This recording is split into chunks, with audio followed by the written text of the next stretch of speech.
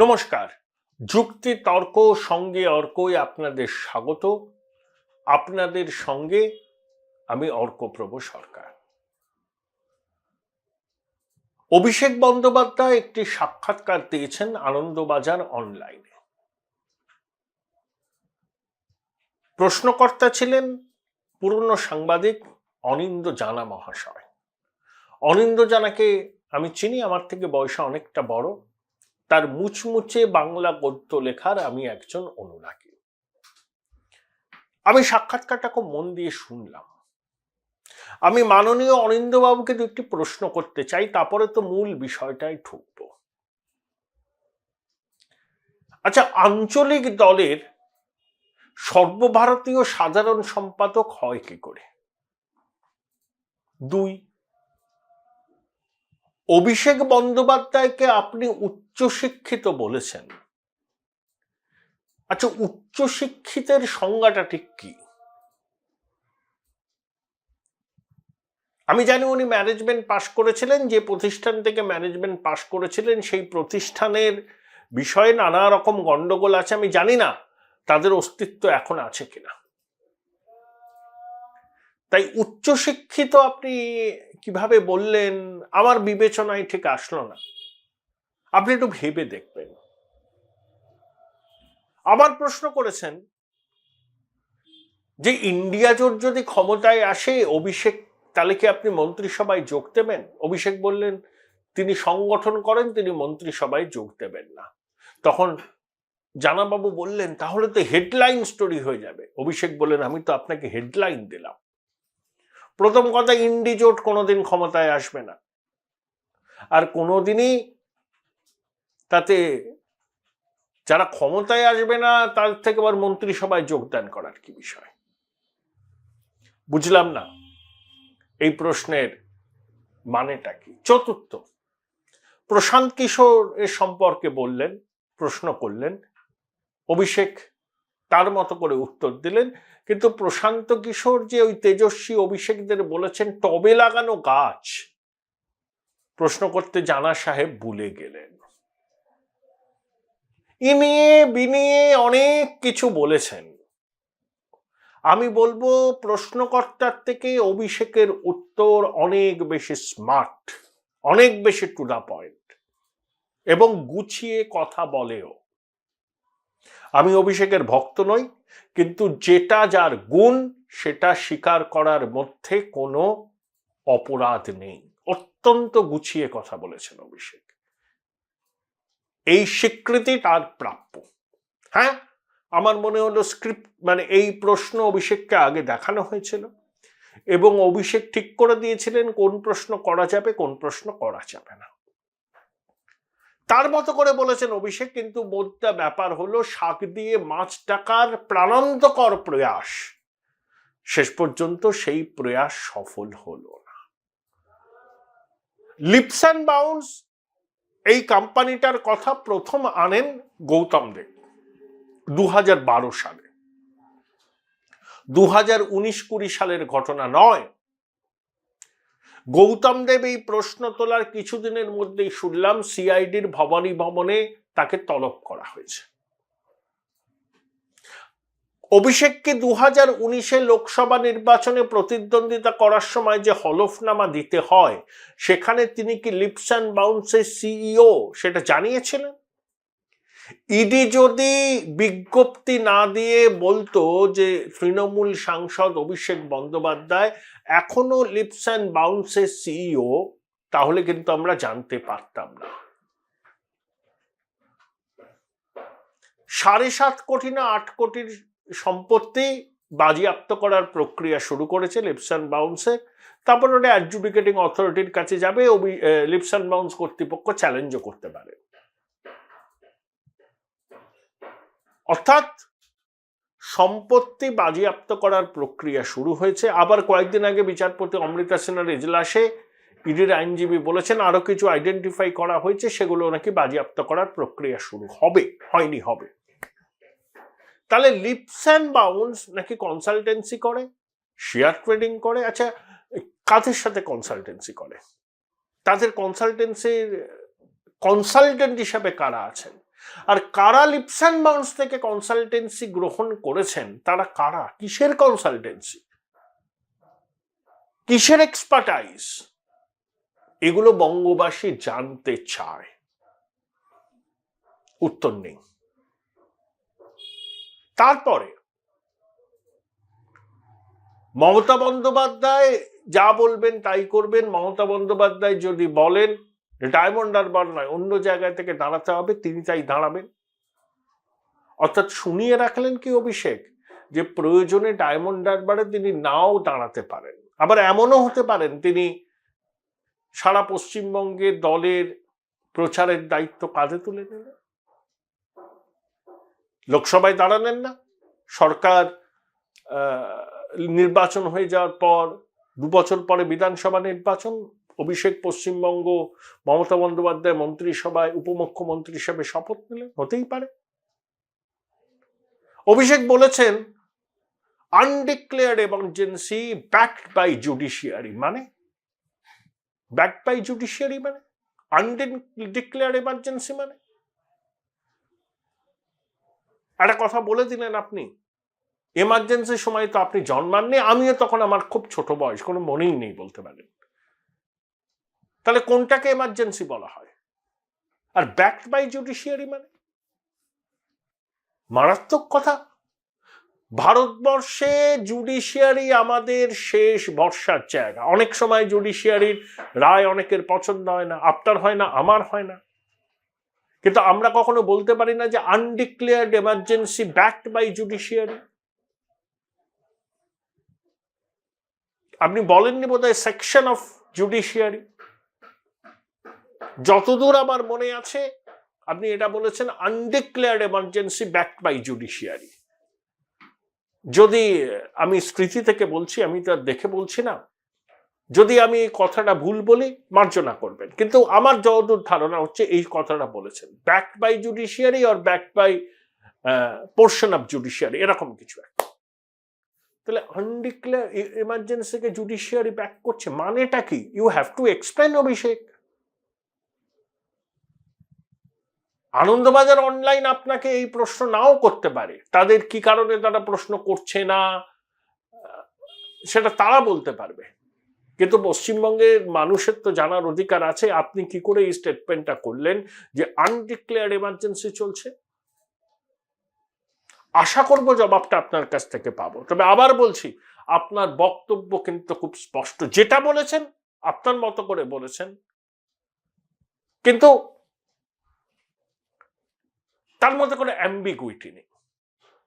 Ambiguity নেই মানে আমি এটুকু বলতে চাইছি যে যেটা আপনি বলতে চেয়েছেন সেটা লুসিডলি মানুষের কাছে পৌঁছবার ব্যবস্থা করেছেন, কিন্তু আপনার বক্তব্যের সঙ্গে সহমত তো বহু মানুষই পোষণ করবেন না, আমি অনেক ক্ষেত্রে করি না। আপনার পিসির সঙ্গে আপনার দল চালাবার পদ্ধতিগত মতপার্থক্য আছে, ফাইন, থাকতেই পারে, দুটো প্রজন্ম, কিন্তু নবীন প্রবীণ প্রজন্মের এই নবীন প্রবীণ দ্বন্দ্বটা কি শুধু দল চালানোর পদ্ধতিগত দ্বন্দ্ব, নাকি মমতা বন্দ্যোপাধ্যায়ের দীর্ঘদিনের রাজনৈতিক সতীর্থদের আপনি আপনার এগিয়ে যাওয়ার পথের ক্ষেত্রে অন্তরায় বলে মনে করেন, যে এই লোকগুলো স্টাম্বলিং ব্লক, এরা যতদিন কি পোস্ট হোল্ড করবে ততদিন পর্যন্ত আমি যেভাবে ভাবছি সেভাবে এগোতে পারবো না, পদে পদে বাধা সৃষ্টি হতে হবে। অর্থাৎ এই বয়সের প্রসঙ্গ তুলে এদেরকে আমি অবসরের গ্রহে পাঠিয়ে দিই। Join Indian Institute of Hotel Management now. Right choice, right decision. Suvendu Adhikari যে প্রশ্নটা তুলেছিলেন যে নারদা হচ্ছে কেডি সিং এর টাকায় অভিষেকের মস্তিষ্ক প্রসূত, এটা শুভেন্দুবাবু বলেন। ফিরাদ হাকিম একবার বলেছিলেন যে নারদা নিয়ে বিরোধী দলনেতা যা বলেছেন তাতে আমি সহমত, তারপরেই আবার 180 ডিগ্রি ঘুরে গেলেন। এই বিষয়টা কিন্তু আমরা জানতে পারলাম না, প্রশ্ন ওঠেনি, কিন্তু আপনার উচিত ছিল বিষয়টাকে ক্ল্যারিফাই করা, তাতে আমাদের চক্ষু কর্ণের বিভাগ ভঞ্জন হতো। এখানেই হচ্ছে সমস্যা। যদি আগে থেকে বলা থাকে প্রশ্ন যে এই প্রশ্ন করা যাবে, এই প্রশ্ন করা যাবে না, তাহলে এই সাক্ষাৎকারের পিছনের উদ্দেশ্যটা পরিষ্কার হয়ে যায় যে ইমেজ বিল্ডিং এক্সারসাইজ।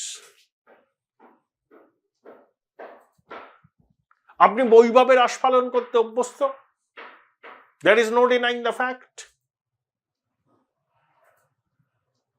পশ্চিমবঙ্গে স্বাধীনতার পর থেকে অনেক রাজনীতিবিদ এসছেন, এরকম বৈভবের আস্ফালন কাউকে করতে দেখেনি। পশ্চিমবঙ্গের এক প্রাক্তন মুখ্যমন্ত্রী প্রফুল্ল সেন, যাকে সিপিএম অপবাদ দিয়েছিল স্টিফেন হাউসের মালিক, তিনি শেষ জীবনে লোকের দয়ায় বেঁচে থাকতেন। অতুল্য বাবুর মতো ডাকসাইটে কংগ্রেস নেতা, তিনি বিধান শিশু উদ্যানে অত্যন্ত অনাড়ম্বর ভাবে থাকতেন এবং কারবালা ট্যাঙ্ক লেনের বাড়িতে খুব অনাড়ম্বর ভাবে জীবন কাটাতেন, পড়াশোনার মধ্যে থাকতেন। বুদ্ধবাবু এখনো পাম অ্যাভিনিউতে 3 কামরার ফ্ল্যাটে থাকেন। আপনার পিসিও তো সাধারণ জীবন যাপন করেন, কিন্তু আপনি বৈভবের আস্ফালন করেন। ব্যাখ্যা কি? এটাই কি নিউ এজ পলিটিশিয়ানদের জীবন দর্শন? আদর্শ রীতিনীতি কিছু নেই। আমি বৈভবের আস্ফালন করব এবং বৈভব সংগ্রহের জন্য আমি রাজনীতিকেরা মাধ্যম হিসাবে বেছে নেব। জ্যোতিপ্রিয় মল্লিককে কেন মন্ত্রিসভা থেকে এখনো সরানো হলো না, তার কোনো সদুত্তর পেলাম না। কথার ভাঁজে ড্রিবল করতে করতে করতে করতে আপনি কিন্তু প্রশ্নটার উত্তর দিলেন না। ভয় পাচ্ছেন বালুকে সরাতে। বালু যদি মুখ খোলে অনেকের সমস্যা হতে পারে। একজন দক্ষ প্রশাসক কি বলেন? যার বিরুদ্ধে অভিযোগ উঠেছে তাকে বলেন যে তুমি মন্ত্রিসভার সদস্য থেকে পদত্যাগ করো, তারপর যদি তুমি ক্লিন চিট পাও তদন্তে, সসম্মানে আবার মন্ত্রিসভায় যোগদান করো। জৈন হাওয়ালা ডায়েরিতে আডবাণীজির নাম থাকায় আডবাণীজি পদত্যাগ করেছিলেন, তারপর আবার যখন প্রমাণ হলো মিথ্যা সব, আবার তিনি সংসদে ফিরলেন। ভারতবর্ষের রাজনীতির ইতিহাসে এইরকম এক্সাম্পল আছে। আপনি ইনিয়ে বিনিয়ে কথার মায়াজাল তৈরি করে যতই আপনার পিসির সিদ্ধান্তকে সমর্থন করুন না কেন, এই প্রশ্নের উত্তর বঙ্গবাসী জানতে চায় যে বালুর বিরুদ্ধে কেন্দ্রীয় এজেন্সি একের পর এক মারাত্মক অভিযোগ তথ্য দিচ্ছে আদালতে, সেখানে আপনার সরকার কোন যুক্তিতে এখনো জ্যোতিপ্রিয় মল্লিককে মন্ত্রিসভা আলো করে রেখেছে? তাহলে যতক্ষণ না পর্যন্ত নগদ টাকা উদ্ধার হচ্ছে ততক্ষণ পর্যন্ত কারোর বিরুদ্ধে কি ব্যবস্থা নেওয়া যায় না? রাজনীতি পারসেপশনে চলে। যিনি কথায় কথায় বলেন 2 পয়সার দুর্নীতির প্রমাণ করতে পারলে তিনি অমুক করবেন, তিনি তমুক করবেন, করাপশন নিয়ে 0 টলারেন্স, আর যেখানে জনমানসে ধারণা হয়েছে স্বাধীনতা উত্তর পশ্চিমবঙ্গের সব থেকে বড় বড় আর্থিক অপরাধগুলো এই জমানায় সংগঠিত হয়েছে, তখন কথার মায়াজাল দিয়ে ড্রিবল করলে সত্যের সামনে আসতে আপনারা যে ভয় পান সেটাই প্রমাণিত হয়। আপনি চিনতে হবেন না, আমরা সবাই জানি। আপাতত হবেন না। আপনি তো সংসদে খুব একটা জানতেন না, তা আপনার পিসি যখন এখানে অবস্থান বিক্ষোভ করছেন আপনি দিল্লি চলে গেলেন কেন? কি উদ্দেশ্যে গেছিলেন? লোকে বলে তো অমিত শাহের সঙ্গে যোগাযোগের চেষ্টা করেছিলেন কিন্তু ব্যর্থ হয়েছে। আপনি যদি এতই কি বলবো নিজের প্রতি আত্মবিশ্বাসী হন, তাহলে এ আদালত করে রক্ষা কবচ নিয়েছিলেন। এই বিচারকের এজলাস থেকে মামলা সরাতে হবে এই আর্জি নিয়ে গিয়েছিলেন কেন? এত নামি দামি আইনজীবী নিয়োগ করছেন, লোকের তো চোখে লাগে। আদালত সিঙ্গেল বেঞ্চ ধরুন একটা দুর্নীতির তদন্তে সিবিআই ইডি দিচ্ছে, সঙ্গে সঙ্গে চলে যাচ্ছেন ডিভিশন বেঞ্চে, না হলে সুপ্রিম কোর্টে। তদন্তে ভয় কি? যে এজেন্সি তদন্ত করুন না কেন, সত্য উদ্ঘাটিত হলে প্রশাসনেরও তো ভালো যে চিহ্নিত করতে পারবেন এখানে অপরাধ হয়েছে, এরা এরা অপরাধী, then you can take a stern action. কিন্তু না, আপনি বললেন যে ওই রেশন কেলেঙ্কারিতে সিআইডি প্রথমে এফআইআর করেছিল, তার ভিত্তিতে ইডি নেমেছে। আরে সিআইডি কোনো পদক্ষেপ নেয়নি, রাজ্য পুলিশ কোনো পদক্ষেপ নেয়নি, বাধ্য হয়ে ইডি নেমেছিল। বাকিবুড়ের বিরুদ্ধে অতীতেও অভিযোগ ছিল। বালু যে 10 বছর ধরে এই কারবার চালালো, পার্থ মানিক যে এতদিন ধরে এই দুর্নীতির সঙ্গে নিজেদের যুক্ত করলো, সরকারের কাছে যদি কোনো খবর না থাকে, সরকারের গোয়েন্দা দপ্তরের কাছে যদি কোনো খবর না থাকে, সেটা সরকারের ব্যর্থতা। এই সত্যটুকু স্বীকার করে নেবার মতো সৎসাহস আপনার নেই অভিষেক। ইদ্রিস আলী আর আকরুজ্জামান মুর্শিদাবাদে যাচ্ছে ট্রেনে করে, তারা নিজেদের মধ্যে কি কথা বলছেন সেটা মুখ্যমন্ত্রী জানেন, এবং কালীঘাটে দলের বৈঠকে বললেন তোমরা এইসব বলছিলে, আমি সব জানি। দুজন বিধায়কের ব্যক্তিগত কথা, সেটা প্রশাসনের সর্বাধিনায়িকা জানেন। আর পার্থ, মানিক, বালু এই কাণ্ডগুলো করলো বা মদত দিল, সেটা কেউ জানতো না। এগুলো বিশ্বাসযোগ্য ব্যাখ্যা, মানুষ এগুলো বিশ্বাস করবেন আপনি যতই বলুন না কেন, গুছিয়ে বলুন না কেন, বিশ্বাস করবেন না। এই যে বিজেপি নাকি ওয়াশিং মেশিন, মানলাম বিজেপি ওয়াশিং মেশিন, হ্যাঁ নীতিশ প্রামাণিকের বিরুদ্ধে অভিযোগ আছে। যে রাজীব বন্দ্যোপাধ্যায়ের বিরুদ্ধে মুখ্যমন্ত্রী বলেছিলেন ওই বন সহায়কের চাকরি নিয়ে দুর্নীতি করেছে, বলেছিলেন সিআইডি তদন্ত হবে, তদন্ত হচ্ছে। রাজীব বন্দ্যোপাধ্যায়কে আপনি দলে নিয়ে আসলেন, রবিবার দিন ওই ধর্মতলার বিক্ষোভ মঞ্চে রাজীবকে দেখেই গদ্দার গদ্দার গদ্দার বলেছে, লন্ডভন্ড মতো অবস্থা হয়েছিল মঞ্চ। সুব্রত বক্সী হাওড়া জেলার ওই সেদিনকে হাওড়া জেলার ছিল, ক্যান্সেল করে দিতে। রাজীব বন্দ্যোপাধ্যায়কে কোন যুক্তিতে আপনি আবার তৃণমূলে নিয়ে আসলেন? তাহলে মুখ্যমন্ত্রী যে কথাগুলো বলেছিলেন সেই কথাগুলো তাহলে ঠিক নয়। তাহলে বিজেপি ওয়াশিং মেশিন, আপনারা কি? এই প্রশ্নগুলো উঠবে। অনিন্দ্য জানা এই প্রশ্নটা করলেন না যে প্রশান্ত কিশোর, অভিষেক বন্দ্যোপাধ্যায় সহ তরুণ প্রজন্মের অনেককেই টবে লাগানো কাজ করেছে। টবে লাগানো কাজ বলতে কি বোঝায় আপনারা জানেন। তাই শুনলাম, মন ভরল না, এড়িয়ে গেলেন। তবে হ্যাঁ, একটা জিনিস আমি অ্যাপ্রিসিয়েট করব, যাই বলতে চান না কেন সেটা নিজের মতো করে পরিষ্কারভাবে বলার দক্ষতা আপনার আছে। I must say this. Trinamool Congress রাজ্যসভায় তাদের প্রার্থীর নাম ঘোষণা করেছে। সাগরিকা ঘোষ, সাংবাদিক, ভাস্কর ঘোষের কন্যা, ডিজি ছিলেন দূরদর্শনে, রাজদীপ সরদেশাইয়ের সহধর্মিনী। এই সাগরিকা ঘোষের অনুষ্ঠান অ্যাঙ্কারিং করছিলেন তিনি। মমতা বন্দ্যোপাধ্যায় বেরিয়ে গেছিলেন, এক ছাত্রী প্রশ্নে বলেছিলেন মাওবাদী, সেসব ও হয় চটপট, সবাই সবকিছু ভুলে যায়। আসলে দিল্লির এলিট সার্কেলের তৃণমূলের বক্তব্য তুলে ধরবার জন্য কিছু মুখের দরকার। যেমন সাকেত গোখেল আছেন, সেরকমই সাগরিকা ঘোষ, ডেরেক ওব্রায়ান আছেন।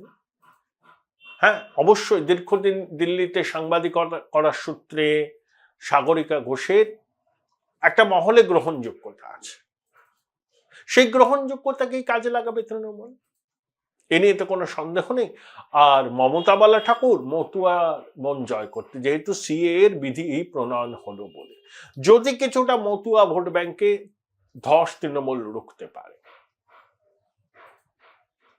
আর অভিষেক বন্দ্যোপাধ্যায়ের এখনো আশা যে নর্থ ইস্টে তৃণমূলের পা শক্ত হবে, তার পলিটিক্যাল ট্যুরিজম আজ না হয় কাল সফল হবে, সেই জন্য আবার তিনি সুস্মিতা দেবকে দিয়েছেন। ফল তিনি কিছুদিনের মধ্যেই বুঝতে পারবেন, রুটলেস ওয়ান্ডার। আর বিজেপি তাদের দীর্ঘদিনের পুরনো লোক শ্রমিক ভট্টাচার্যকে মনোনয়ন দিয়েছেন। তো শ্রমিক বাবু সঙ্গে আমার দীর্ঘদিনের পরিচয়, প্রায় 2.5 দশকে, কাছাকাছি থাকেন আমার। একসময় নিয়মিত আড্ডা হতো। যখন বিজেপির দপ্তরে কেউ যেত না পারতপক্ষে, উনি, রাহুল সিনহা, পরশ দত্ত, তারপরে তো তপন শিকদার সব বসে থাকতেন।